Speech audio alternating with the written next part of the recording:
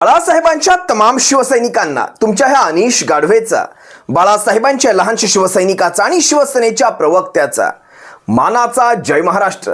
शिवसैनिकांनो, शिवसेना एक वादळ या तुमच्या हक्काच्या YouTube व्यासपीठाला तुम्ही सर्वांनी, सर्व शिवसैनिकांनी लाखोंच्या संख्येने सबस्क्राईब जरूर करा, ही तुम्हा सर्वांना विनंती करतो.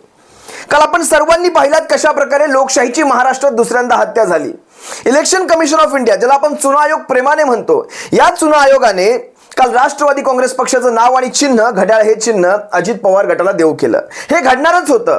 जर कुणालाही असं वाटत असेल की असं घडलं नसतं, हे खरं तर शरद पवार साहेबांचंच आहे, त्यांनाच मिळायला हवं, या सगळ्या गोष्टी आता सोडून द्या. हा सारा इतिहास झाला. सध्या महाराष्ट्राचं हे कलियुगी राजकारण काही तर वेगळंच सांगतंय. सध्या आणि भविष्यामध्ये हे राजकारण फार वेगळ्या आणि घाणेरड्या थराला जाणार आहे महाराष्ट्रामध्ये. तुम्ही याची खात्री बाळगा, काहीही वेगळं असं घडणार नाहीये. शिवसेनेच्या बाबतीत जर अशा प्रकारचं घाणेरडं राजकारण होऊ शकतं आणि त्याच्या बाबतीत जर योग्य वेळेत न्याय होऊ शकत नसेल, तर हेच राजकारण भविष्यामध्ये देशभरातल्या अनेक पक्षांमध्ये, विशेषतः स्थानिक पक्षांमध्ये हे राजकारण दिसून येणार आहे. देशभरात सगळीकडे हेच घडणार आहे. काल परवाचं आपण चंदीगडचं प्रकरण पाहिलंच असाल. हे अशाच प्रकारचं राजकारण देशभर घडणार आहे. लोकशाहीचा रोज राजेरोसपणे तो बलात्कार करण्यात येणार आहे, हे लक्षात घ्या. तुम्हाला सर्वांना आठवायला हवं, महिना मे होता. या मे महिन्यामध्ये शरद पवार साहेबांनी एक राजीनामा दिला होता आणि त्या राजीनाम्यानंतर एक समिती स्थापन करण्यात आली होती, ज्याच्यावर जयंत पाटील असतील, मला वाटतं प्रफुल्ल पटेल असतील, त्यानंतर अजित पवार स्वतःही होते, की शरद पवार साहेबांनीच पुन्हा राष्ट्रीय अध्यक्षपद भूषवावं, या अशा प्रकारचे ठराव त्यांच्याच बैठकीत पार पडले होते. आणि आता विचार करा, राष्ट्रीय अध्यक्ष पुन्हा शरद पवार साहेबांना केल्यानंतर पक्षाचा राष्ट्रीय अध्यक्ष कोण आहे हे सगळं सोडून दिलं गेलं आणि नाव आणि चिन्ह अजित पवार गटाला देऊ केलं गेलं. जवळपास जून महिन्यामध्ये अजित पवारांनी, मला वाटतं जूनची 5 किंवा 6 जूनची तारीख असावी, स्वतःला राष्ट्रीय अध्यक्ष घोषित केलं होतं.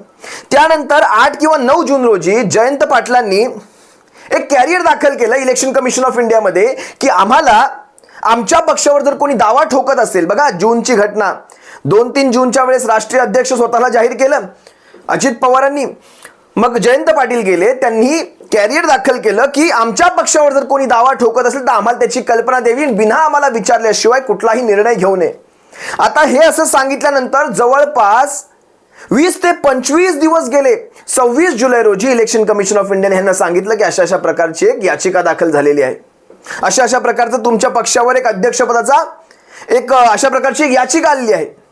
विचार करा, इलेक्शन कमिशन ऑफ इंडियाकडे 6 किंवा 7 जून रोजी अशी याचिका आल्यानंतर अजित पवार साहेबांच्या विरोधात जयंत पाटलांनी कॅरियर दाखल केल्यानंतर देखील त्यांना अशा प्रकारची माहिती देण्यात येत नाही.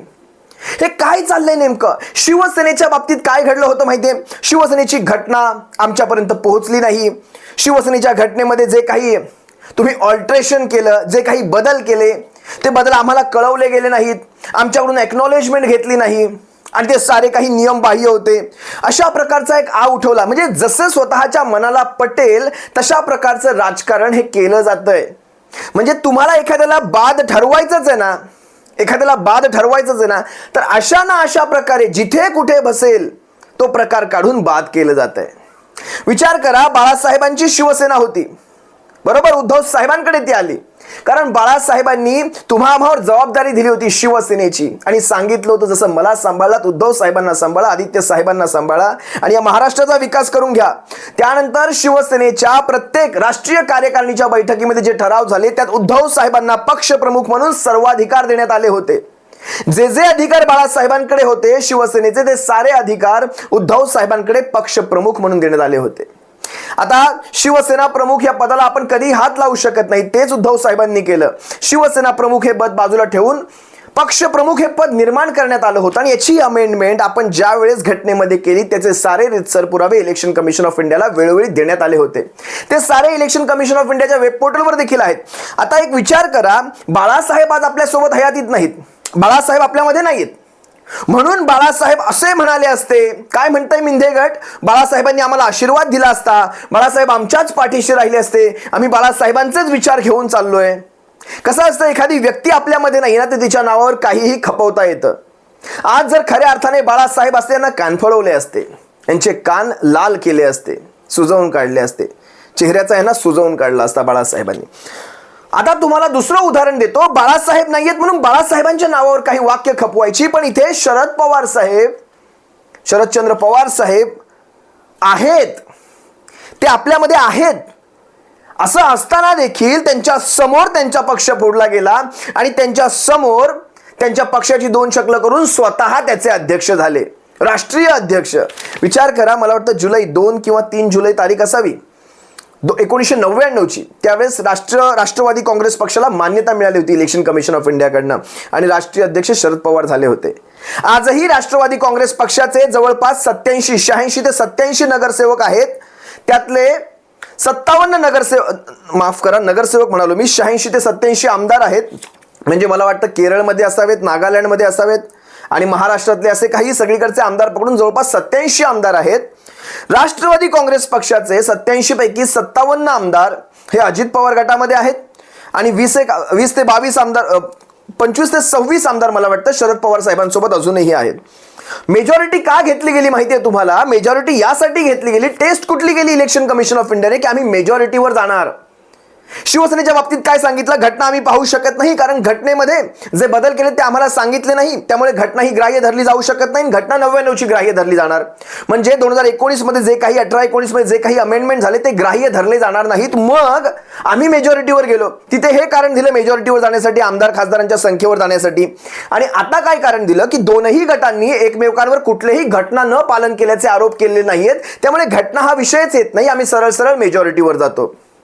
आता विचार करा, ह्यांनी ज्यावेळेस पद निर्माण केली, म्हणजे अजित पवारांनी स्वतःच्या ह्या पक्षामध्ये पद निर्माण केली, ती पद कशी होती माहितीये? सुनील तटकरेंना प्रदेशाध्यक्ष पद देण्यात आलं, त्यानंतर वर्किंग प्रेसिडेंट म्हणून प्रफुल्ल पटेलांना पद देण्यात आलं आणि स्वतःची राष्ट्रीय अध्यक्ष म्हणून यांनी निवड करून घेतली, की काय जे असेल ठरवून घेतलं, जे काही असेल ते. पण विचार करा, वर्किंग प्रेसिडेंट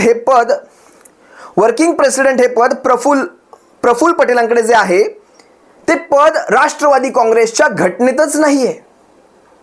जसं आपण म्हणालो मुख्य नेते हे पद शिवसेनेच्या घटनेतच नव्हतं. मग तुम्ही विचार करा, हे सारं काय चाललंय?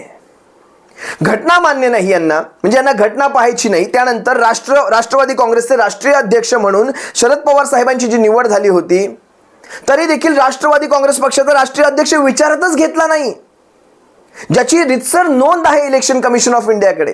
या अशा प्रकारांकडे पाहता इलेक्शन कमिशन ऑफ इंडिया आता स्वतःच ठरवायला लागले की कुठलाही डिस्प्यूट नाहीये घटनेला घेऊन, दोनही गट एकमेकांवर कुठलाही आरोप करत नाहीयेत आणि अशा प्रकारे मेजॉरिटीवर 81 आमदारांपैकी 57 अजित पवारांकडे आणि 26 शरद पवार साहेबांकडे अशा प्रकारचा एक स्वतःच निर्णय देऊन टाकला आणि नाव आणि चिन्ह तिकडे सोपवून टाकलं. हे इतकंच जर घाणेरडं राजकारण महाराष्ट्रात जर घडणार असेल तर शिवसैनिकांना विचार करा, भविष्य कुठल्या दिशेला चाललंय. आजच मला वाटतं उद्धव साहेबांचं एक स्टेटमेंट आहे. उद्धव साहेब काय म्हणतायत? आज मला वाटतं भिवंडीचे काही पदाधिकारी भारतीय जनता पक्षाचे शिवसेनेमध्ये त्यांनी शिवबंधन बांधून घेतलं. उद्धव साहेब काय म्हणाले? काळ पडता आहे. म्हणजे त्या पदाधिकाऱ्याने जे आले होते शिवसेनेत त्यांनी एक वाक्य वापरलं होतं पडत्या काळाचं. शिवसेनेचे पक्षप्रमुख म्हणतायत काळ पडता ज्याचा असतो त्याचं भविष्य चढत्या आलेखाप्रमाणे असतं. आणि अगदी बरोबर म्हणालेले आहेत शिवसेनेचे पक्षप्रमुख, आपलं भविष्य चढत्या आलेखाप्रमाणे असणार आहे. काल परवामध्ये ते निलेश राणेंची स्टेटमेंट बरीचशी आली. शिवसैनिकांना तुम्ही ऐकली असेल निलेश राणेंची स्टेटमेंट. आता ह्या स्टेटमेंटच्या किती खोलात जावं, खरंच ही माणसं जगण्याच्या तरी लायकीची आहेत का याचा विचार करा. एक माणूस म्हणून जगण्याच्या लायकीची आहेत का? काय स्टेटमेंट करतायत, काय त्यांची ती वाचा. म्हणजे बाप केंद्रामध्ये इज्जतीचे पंचनामे महाराष्ट्राच्या आणि मुलं महाराष्ट्रामध्ये राहून इज्जतीचे पंचनामे करतायत. सोडा त्यांच्या त्या बाकीच्या घाणेरड्या स्टेटमेंटची, आम्ही इथे कुठलाही त्याच्यावर काहीही बोलू इच्छित नाही. महाराष्ट्राची जनता योग्य वेळेस त्याचा निर्णय घेईल. पण लक्षात घ्या, ज्यावेळेस एक वाक्य वापरतात वंदे भारत मधून शिवसेनेच्या पक्षप्रमुखांनी एक प्रवास केला म्हणून शिवसेनेचे पक्षप्रमुख मोदींचे लाभार्थी झाले, अशा प्रकारचं काहीतरी एक अशा प्रकारचं स्टेटमेंट ना, म्हणजे ही अक्कलशून्य माणसं अशी करू शकतात. जर असाच न्याय लावायचा झाला तर तुमच्या श्वासांवर उद्धव साहेबांचा हक्क आहे, कारण त्यांनी तुम्हाला जगवलंय कोविडच्या काळामध्ये. मग तुम्ही उद्धव साहेबांचे लाभार्थी झालात. तुमचे जे श्वास चालू आहेत ना कोविडच्या काळामध्ये, ती उद्धव साहेबांची देण आहे. त्यांनी केलेल्या आरोग्य क्षेत्रातल्या उल्लेखनीय कामगिरीची देण आहे. त्यामुळे तुमचे श्वास आज चालू आहेत. मग तुम्ही उद्धव साहेबांचे लाभार्थी झालात, ते श्वास काढून घ्यायचे का? मग काढून द्या आम्हाला त्यांचे श्वास परत. ते तुमची जर वंदे भारत मोदींची असू शकते, मोदींनी आपल्या खिशातल्या पैशातून ती वंदे भारत विकत घेतली.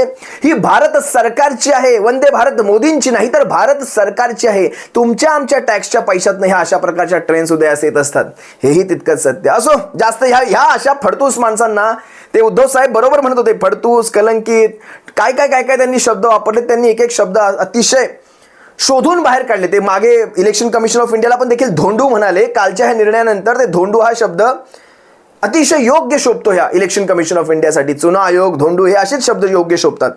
तुर्तास तुम्हा सर्वांची रजा घेतो. सप्रेम जय महाराष्ट्र बाळासाहेबांच्या शिवसैनिकांनो. काहीही वेगळी अपेक्षा करू नका की या इलेक्शन कमिशन ऑफ इंडियाकडनं, विधानसभेच्या अध्यक्षांकडनं किंवा राज्यपालांकडनं काही वेगळं घडेल. होय, एक अपेक्षा आहे, ती मात्र सुप्रीम कोर्टाकडनं न्यायाची अपेक्षा आहे. पाहूयात जे काही घडेल तुम्हा सर्वांसमोर घेऊन येईल. जय महाराष्ट्र बाळासाहेबांच्या शिवसैनिकांनो. काळजी घ्या.